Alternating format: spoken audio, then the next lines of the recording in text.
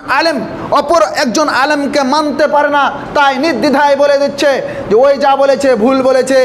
কারণ এক নির্দ্বিধায় যদি একজন আলেম বলে দেয় যে অমুক ব্যক্তি যেহেতু টাকার কথা বলেছে ফিতরা জায়েজ, তাহলে ওই বক্তা হলো নবী।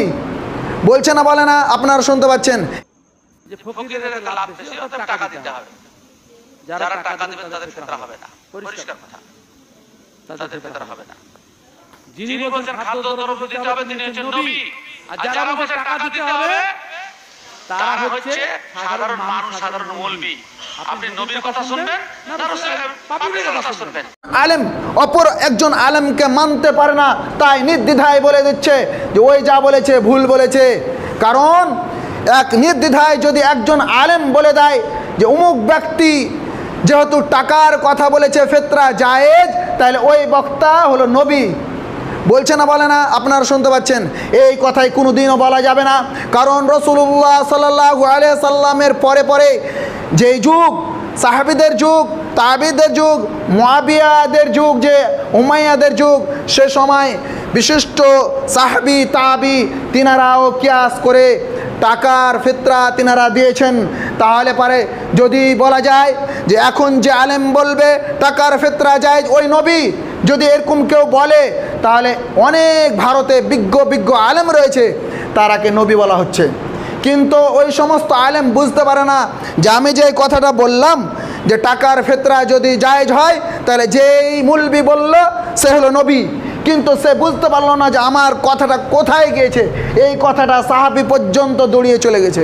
কারণ সাহাবীরা তাবিরা তেনারাও কিয়াস করেছিলেন, তেনারাও মুদ্রা দিয়েছিলেন, এই কথাটা সেখানে চলে যাচ্ছে।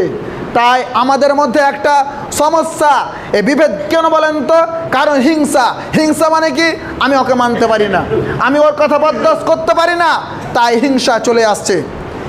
আর দ্বিতীয় কথা, আল্লাহ তাআলা বলেন ওয়াতাসিমু বিহাবলিল্লাহি জামিয়ান ওয়া লা তাফাররাকু, অর্থাৎ তোমরা মুসলমান একজন মিলেমিশে থাকো, পরস্পর বিচ্ছিন্ন হইও না।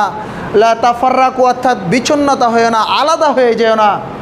কারণ তোমরা যদি আলাদা হও তাহলে পরে শয়তান সে ওয়াসওয়াসা সব সময় মানুষের রগে দিতেই আছে, সে সুযোগ পাবে, তখন তোমাদের মধ্যে ফিতনা ঝগড়া কাজিয়া সৃষ্টি করবে। আল্লাহ তাআলা তাই বলেন যে তোমরা আল্লাহর সেই রশ্মিকে রশ্মি বলতে কোরআন এবং হাদিসকে সুন্দর করে তোমরা ধরে থাকো, তাহলে তোমরা বিপদগামী পথভ্রষ্ট হবে না। তোমরা যদি এই কোরআন খানকে, তোমরা যদি এই হাদিস খানকে, এর মানে হলো কোরআনের যা কথা রয়েছে সেই কোরআনের সেই কথাগুলি এবং হাদিস শরীফে যা কথা রয়েছে সেই কথাগুলি যদি আমরা মুসলমান আমরা যদি সুন্দরভাবে মেনে চলি, তাহলে আমাদের মধ্যে ঝগড়া কাজিয়া হবে না। আল্লাহ বলেন তোমরা যদি ঝগড়া কাজিয়া করো তাহলে তোমাদের শক্তি হারিয়ে যাবে, তোমরা পরস্পর ঝামেলা সৃষ্টির মধ্যে পড়ে যাবে। আজকে দেখেন ফিতনা চতুর্দিকে, কত না ফিতনা আমাদের মধ্যে। দেখেন আলেমদের মধ্যে মিল নেই। একদল আলেম বলছে, ইউটিউব ফেসবুকে আপনারা দেখতেই আছেন, তারা বলছে, কিছু আলেম বলছে যে টাকার ফিতরা জায়েজ, কিছু আলেম বলছে টাকার ফিতরা জায়েজ নয়, কিছু আলেম বলছে আনাজ দিতে হবে, কিছু আলেম বলছে চাউল দিতে হবে। এই ধরনের ফিতনা ফাসাদ, এক ধরনের মুর্শিদাবাদ, একদিকে মালদা চলছে এইভাবে গালিগালাজ এবং অকথ্য ভাষায় চলছে অসভ্য বর্বরতা। কারণ আজকে বর্তমানে যে যাকে বেশি গালি দিতে পারবে, যে বেশি মুখ খারাপ করতে পারবে, সে হচ্ছে বড় বক্তা। তাই মুখে একটু লাগাম দেয় না কিছু সংখ্যক আলেম, যা মুখে আসে তাই বলে দেয়। শুধু আলেমদের মধ্যে নয়, আমাদের মধ্যে দেখেন মসজিদগুলোর মধ্যে কত সমস্যা। মসজিদ কেন্দ্রিক, জুমা কেন্দ্রিক, এই কেন্দ্রিক করতে গিয়ে এক ধরনের সমস্যা। তাহলে আমাদের মধ্যে সমস্যা, আলেম থেকে শুরু করে একজন আলেম অপর একজন আলেমকে মানতে পারে না, তাই নির্দ্বিধায় বলে দিচ্ছে যে ওই যা বলেছে ভুল বলেছে। কারণ এক নির্দ্বিধায় যদি একজন আলেম বলে দেয় যে অমুক ব্যক্তি যেহেতু টাকার কথা বলেছে ফিতরা জায়েজ, তাহলে ওই বক্তা হলো নবী। বলছে না বলে না? আপনারা শুনতে পাচ্ছেন। এই কথাই কোনো দিনও বলা যাবে না, কারণ রাসূলুল্লাহ সাল্লাল্লাহু আলাইহি সাল্লামের পরে পরে যেই যুগ, সাহাবীদের যুগ, তাবিদের যুগ, মুয়াবিয়াদের যুগ, যে উমাইয়াদের যুগ, সে সময় বিশিষ্ট সাহাবী তাবি তিনারাও কিয়াস করে টাকার ফিতরা তিনারা দিয়েছেন। তাহলে পারে যদি বলা যায় যে এখন যে আলেম বলবে টাকার ফিতরা জায়েজ, ওই নবী যদি এরকম কেউ বলে, তাহলে অনেক ভারতে বিজ্ঞ বিজ্ঞ আলেম রয়েছে, তারাকে নবী বলা হচ্ছে। কিন্তু ওই সমস্ত আলেম বুঝতে পারে না যে আমি যে কথাটা বললাম যে টাকার ফিতরা যদি জায়েজ হয়, তাহলে যেই মুলবি বলল সে হলো নবী, কিন্তু সে বুঝতে পারলো না যে আমার কথাটা কোথায় গিয়েছে। এই কথাটা সাহাবী পর্যন্ত দৌড়িয়ে চলে গেছে, কারণ সাহাবীরা তাবিরা তেনারাও কিয়াস করেছিলেন, তেনারাও মুদ্রা দিয়েছিলেন, এই কথাটা সেখানে চলে যাচ্ছে। তাই আমাদের মধ্যে একটা সমস্যা, এই বিভেদ কেন বলেন তো? কারণ হিংসা। হিংসা মানে কি? আমি ওকে মানতে পারি না, আমি ওর কথা বরদাস্ত করতে পারি না, তাই হিংসা চলে আসছে। আর দ্বিতীয় কথা, আমরা একটা জিনিস মাথায় আমাদের ঢুকে না, সেটা কি বলেন তো?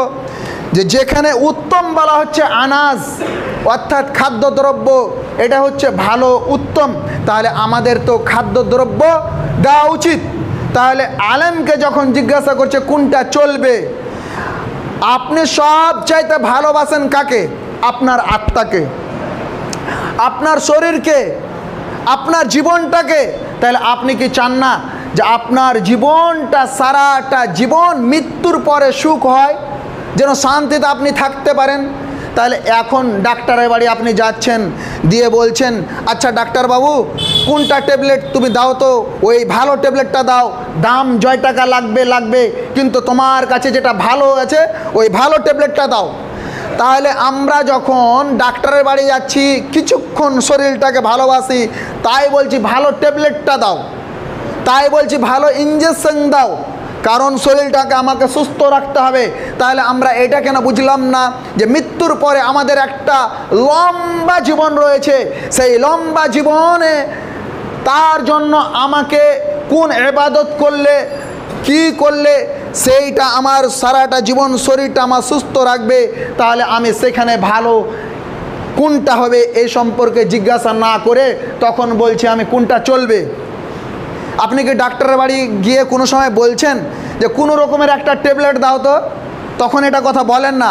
তাহলে আপনি আপনার আত্মাটাকে এত ভালোবাসেন, তাও বলছেন না যে কোনো রকম একটা ট্যাবলেট দাও তো, যে পাটা যেন ভালো হয়। খাচ্ছেন ভালো হয় না, তখন বলছে ভালোটা দাও না, 6 টাকা লাগবে, তখন বলছেন 6 টাকা লাগবে দাও।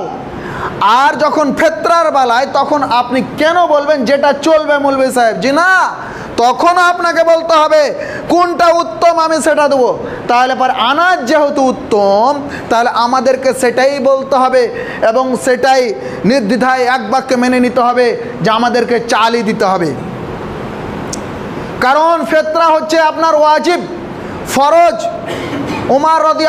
আব্দুল্লাহ ইবনে উমর রাদিয়াল্লাহু থেকে বর্ণিত, তিনি বলেন রাসূলুল্লাহ সাল্লাল্লাহু আলাইহি সাল্লাম বলেছেন ফারাদা যাকাতাল ফিত্রে, অর্থাৎ রাসূলুল্লাহ সাল্লাল্লাহু আলাইহি সাল্লাম তিনি ফরজ করেছেন, দিতে বলেছেন, অবশ্যই দিতে হবে ফিত্র, যাকাতুল ফিত্র দিতেই হবে। আব্দুল্লাহ ইবনে উমর রাদিয়াল্লাহু থেকে